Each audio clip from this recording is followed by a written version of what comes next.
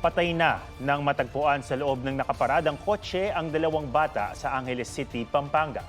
Pasado alas 9 ng umaga nang makunan sa CCTV ang magpinsang lalaki na edad 2 at 3 na naglalaro malapit sa sasakyan hanggang sa pumasok sila sa passenger side sa harap. Mag-aalas 2 na ng hapon nang makita ang mga bata sa loob ng sasakyan na wala ng buhay. Duguan ang isa sa kanila. Isa sa ilalim sa autopsy ang mga bangkay. Aalamin din kung paano sila nakapasok sa loob ng kotse na ginagamit sa pamamasada sa ride-hailing app. Labis ang hinagpis ng mga magulang ng mga bata.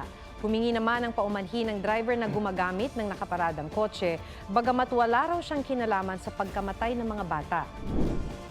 Natagpo ang patay ang dalawang batang magkapatid sa loob ng kotse sa Santo Tomas, Pampanga. Huling nakitang buhay ang mga bata noong Sabado. May report si Jasmine Gabriel Galban ng GMA Regional TV. Sira at nakaparada na lang sa open parking space sa Barangay San Matias sa Santo Tomas, Pampanga ang kotseng yan.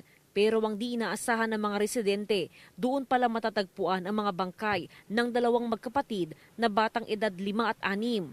Nasa 500 metro ang layo ng kotse mula sa kanilang bahay. Kita ko, ako mismo, personal, nangangamoy na kumang. So, ibig sabihin na tagal na silang patay.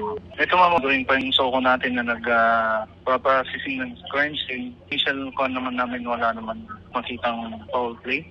Kwento ng ina ng mga bata, huli niyang nakita ang dalawang anak noong Sabado nang pakainin niya ng tanghalian. Wala na, akala ko nandun sila sa tatay nila eh. Giit naman ang ama ng mga bata, hindi niya kinuha ang mga anak. Hunyo pa raw nang huli niyang bisitahin ng mga ito. Magsasagawa ng autopsy para matukoy ang sanhi ng pagkamatay ng mga bata. Jasmine Gabriel Galban ng GMA Regional TV, nagbabalita para sa GMA Integrated News. Halos 24 oras nang nawawala ang dalawang bata nang matagpuan sila sa loob ng isang abandonadong sasakyan sa La Paz, Iloilo. Ang isa sa mga bata, nagpaalam daw na kukunin ang kanyang laruan sa labas ng kanilang bahay. Agad na humingi ng tulong ang nanay nito sa barangay at doon nalaman na nawawala rin ang kasama nitong bata. 50 metro mula sa kanilang bahay natagpo ang umiiyak ang mga bata na nasa loob ng sasakyan. Naalam pa ng pulisya kung paano silang nalock sa loob. Agad binigyan ng medikal na atensyon ng mga bata.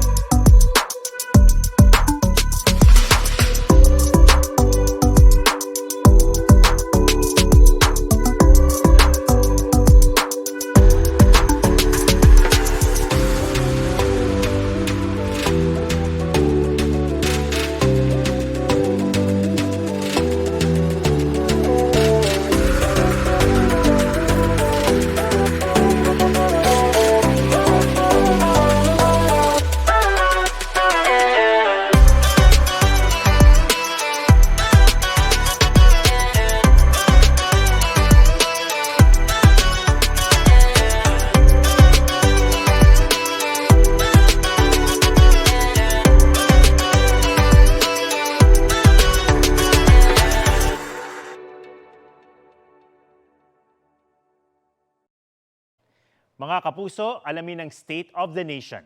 Mag-subscribe sa GMA Integrated News sa YouTube.